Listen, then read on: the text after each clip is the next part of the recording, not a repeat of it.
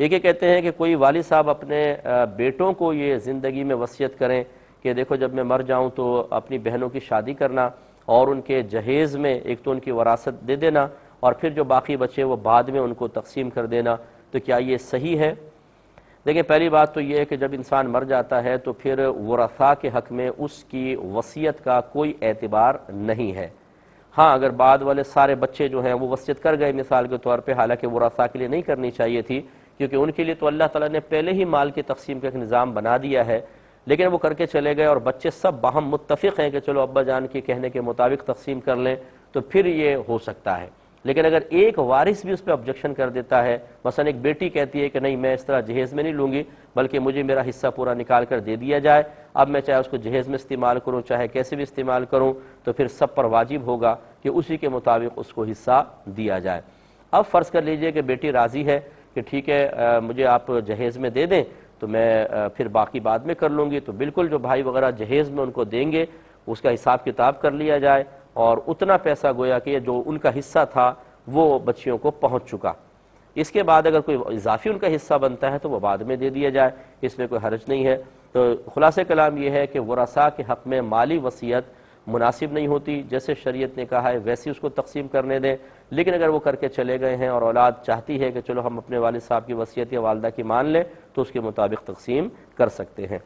ایک یہ بچی نے پوچھا تھا کہ نماز کو بہتر کیسے کیا جائے۔ دیکھیں سب سے پہلی بات تو علم دین حاصل کیے بغیر کوئی نماز کو کامل و اکمل کر ہی نہیں سکتا ہے، اور علم دین اس کے متعلق کم از کم اتنا کہ نماز کی شرائط کیا ہے اور اس کے فرائض، اس کے واجبات، اس کی سنن، اس کا سنت کے مطابق طریقہ، پھر نماز کن چیزوں سے فاسد ہو جاتی ہے، ٹوٹ جاتی ہے، اور کون سی ایسی چیزیں ہیں کہ جن کی وجہ سے سجدہ سہو لازم آتا ہے، یہ تمام سیکھنا۔ پھر نماز کی شرائط میں طہارت آتی ہے، طہارت کے اندر وضو ہے، غسل ہے، پھر اگر بچی ہیں تو ایام مخصوصہ وغیرہ کی بھی اس کو تمام مسائل معلوم ہونے چاہیے کیونکہ اس سے اس کی پاکی ناپاکی کا تعلق ہے، پھر نجاستوں کی پہچان، پھر جس پانی سے وضو کر رہے ہیں اس کی پہچان، پھر اس کے بعد کپڑے وغیرہ پاک کرنا، یہ سب معلوم ہونا چاہیے۔ تو خلاصہ کلام یہ ہے کہ یہ علوم سیکھنا عبادت کا یہ فرض ہوتا ہے۔ اس کے بعد اس کے تقاضے کے مطابق عمل اختیار کرنا، تو اس میں جب انسان مسائل سیکھ لیتا ہے تو اس کے مطابق پھر کامل قیام، کامل قرات، کامل رکوع اور سجدہ، پھر سلام وغیرہ، اور اس میں جب یہ تمام چیزیں انسان سیکھ لیتا ہے پھر ایک ہوتا ہے خشوع و خضوع، یعنی جب ہم نماز ادا کریں تو اپنے دل میں اللہ تبارک و تعالیٰ کا خوف پیدا کر کے اپنے قلب کو نماز میں حاضر رکھ کر نماز ادا کرنا، یہ قلبی خشوع و خضوع یاد رکھیں بہت ضروری ہے۔ رحمت کونین صلی اللہ علیہ وسلم کے فرمان ذیشان کے مطابق آخری زمانے میں ایک زمانہ سرکار نے فرمایا ایسا آئے گا کہ پوری مسجد میں ایک بھی شخص خشوع و خضوع کرنے والا نہیں ہوگا۔ جیسے اب ہمارے ہوتا ہے کہ نماز شروع کی اور امام صاحب نے قرات شروع کی، ہم کہتے ہیں سب اپنے کام میں لگو، فقیر اپنے کام میں لگتا ہے، ہم وہ کرکٹ کا میچ ذہن میں لا رہے ہیں، کاروبار کی باتیں، یہ وہ اتنا سارے علم غلم آ جاتے ہیں۔ حالانکہ سرکار صلی اللہ علیہ وسلم نے فرمایا جس نے 2 رکعت نماز اس طرح ادا کی کہ اس میں جان بوجھ کر دنیا کا کوئی خیال اپنے دل میں نہ لایا تو وہ گناہوں سے ایسا پاک و صاف ہو جائے گا جیسے آج ہی اپنی ماں کے پیٹ سے پیدا ہوا ہے۔ 2 رکعت نماز،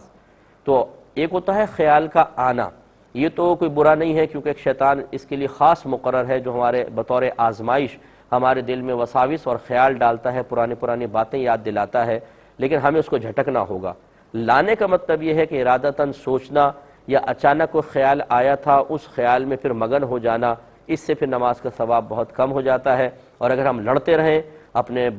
باطن سے مقابلہ کرتے رہیں، وساوس اور خیالات کو جھٹکتے رہیں، اس میں بظاہر تو ایسا لگتا ہے کہ نماز میں کوئی لطف نہیں آ رہا، لیکن اللہ تعالیٰ کی بارگاہ میں ایسی نماز بڑی قیمتی نماز ہے، اور جیسے یہ بحکم حدیث آدمی گناہوں سے ایسا پاک و صاف ہو جائے گا جیسے آج ہی ماں کے پیٹ سے پیدا ہوا۔ تو حقیقتاً تو خشوع و خضوع قلبی ایک کیفیت کا نام ہے، لیکن جب یہ کیفیت پیدا ہوتی ہے تو ظاہری اعضاء بھی اس کا اثر قبول کرتے ہیں، لہذا پھر ہم سکون سے اطمینان سے کھڑے ہو کر نماز پڑھ رہے ہوتے ہیں۔ نبی کریم صلی اللہ علیہ وسلم نے ایک شخص کو دیکھا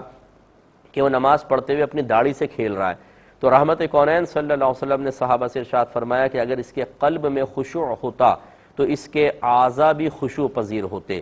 اس سے علماء نے فرمایا کہ خشوع کی 2 قسمیں، خشوع باطنی اور خشوع ظاہری۔ خشوع باطنی تو یہ ہے کہ دل میں دنیا کا کوئی خیال نہ ہے، اللہ کے خوف کے ساتھ انسان نماز ادا کرے، ہاں اخروی امور کے بارے میں توجہ کر سکتا ہے، موت کے بارے میں، قبر ہے، میدان معاشر ہے، پل صراط ہے، جنت ہے، دوزخ ہے، یا کعبۃ اللہ کا تصور لے آئیں، یہ صحیح ہے۔ اور خشوع ظاہری یہ ہوتا ہے کہ انسان جہاں نگاہ رکھنے کا حکم ہے وہاں رکھے، جیسے حالت قیام میں سجدہ کرنے کی جگہ، حالت رکوع میں پاؤں کی پشت کے اوپر، حالت سجدہ میں ناک کی نوک پر، حالت قاعدہ میں اپنی گود میں، اور جب سلام پھیرے تو سیدھے کندھے کو دیکھے اور الٹے کندھے کو دیکھے، اس کی حفاظت، اور کہیں پر ہاتھ نہ ہلیں، بالکل ساکت ہو کر نماز ادا کرنے کی حتی الامکان کوشش کریں۔ یہ جو ہمارے خصوصی طور پر نوجوان ہوتے ہیں کہ ان کو اتنی بے چینی ہوتی ہے، کوئی یوں کرے گا، کوئی یوں کرے گا، کوئی یوں کرتا رہے گا، کوئی یوں کھجاتا رہے گا، اس سے نماز کا ثواب بہت ہی کم ہوتا چلا جاتا ہے۔ تو نماز کی بہتری کے لیے جو ہم نے عرض کیا، اس کو ایک دو دفعہ آپ سنیں اور اس کے مطابق عمل کریں۔ یہ کہتے ہیں کہ بعض لوگ کہتے ہیں کہ جمعے کے دن کپڑے نہیں دھونے چاہیے۔ دیکھیں شرعاً تو اس کی کوئی ایسی ممانعت نہیں ہے، اس قسم کی باتیں بعض اوقات معروف ضرور ہو جاتی ہیں، بعض اوقات اکابرین سے منقول بھی ہوتی ہیں، لیکن ان میں کچھ اور مصلحت ہوتی ہے۔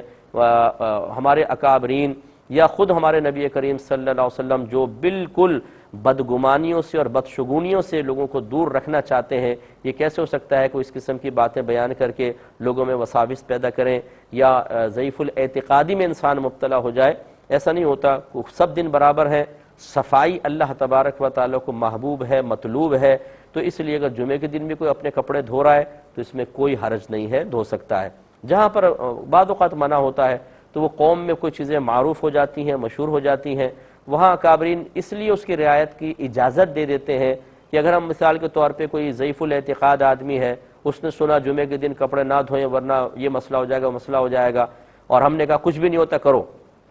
اور اس نے کیا اور ویسا ہو گیا جیسا عوام کہہ رہی تھی، تو اس کا ایمان اب خطرے میں پڑ جائے گا، کہے گا دیکھا نا یہ مفتیان کرام مولوی حضرات غلط کہہ رہے ہیں، لوگ صحیح کہہ رہے تھے، اور یہ اس کے ایمان کی بربادی ہے۔ اس لیے بسا اوقات لوگوں کو کہہ دیا جاتا ہے اچھا تم ان باتوں کی رعایت کر لو، لیکن جو قوی الاعتقاد مسلمان ہے اسے اس قسم کی باتوں کی کسی پرواہ کرنے کی ضرورت نہیں ہے۔ میں ایک کویسچن کیا تھا کہ اگر کوئی قاری صاحب کسی بچی کو قرآن پڑھا رہے ہوں تو وہ قاری صاحب کے ساتھ ساتھ قرآن پڑھ سکتی ہے، اس کی اجازت ہوگی؟ دیکھیں ویسے دو چیزیں ہوتی ہیں، ایک ہے تعلیم و تعلم، سیکھنا سکھانا، اور ایک ہوتا ہے ویسے ہی قرآن عظیم پڑھنا، ان دونوں کے احکام جداگانہ ہے۔ ویسے اگر کوئی قاری صاحب قرآن پڑھ رہے ہیں جیسے محفل وغیرہ میں تو خاموشی سے سننا واجب ہوتا ہے، اس میں ہم اپنی زبان سے اس قرآن کو نہیں پڑھ سکتے ہیں، دل میں پڑھیں تو کوئی حرج نہیں، لیکن جب تعلیم و تعلم ہوتا ہے تو اس کا حکم شرع بدل جاتا ہے۔ جیسے کہ قرآن خوانی ہو رہی ہو تو ساروں کا بلند آواز سے قرآن پڑھنا گناہ ہے، کیونکہ جب بلند آواز سے قرآن پڑھا جائے تو خاموشی سے سننا واجب ہے، اور کوئی بھی نہیں سن رہا تو گناہ گار ہوں گے۔ لیکن مدرسے میں جب قاری صاحب بچوں کو پڑھا رہے ہوتے ہیں، سب بچے بلند آواز سے پڑھ رہے ہوتے ہیں سبق یاد کرنے کے لیے، اس میں کوئی ممانعت نہیں ہے۔ اسی طریقے سے اگر کوئی بچی یہ سمجھتی ہے کہ قاری صاحب قرآن پڑھ رہے ہیں میں ساتھ ساتھ دہراؤں تو مجھے اچھا قرآن یاد ہو جائے گا، تو بالکل وہ ساتھ ساتھ دہرا سکتی ہیں، کیونکہ یہ تعلیم و تعلم کا معاملہ ہے۔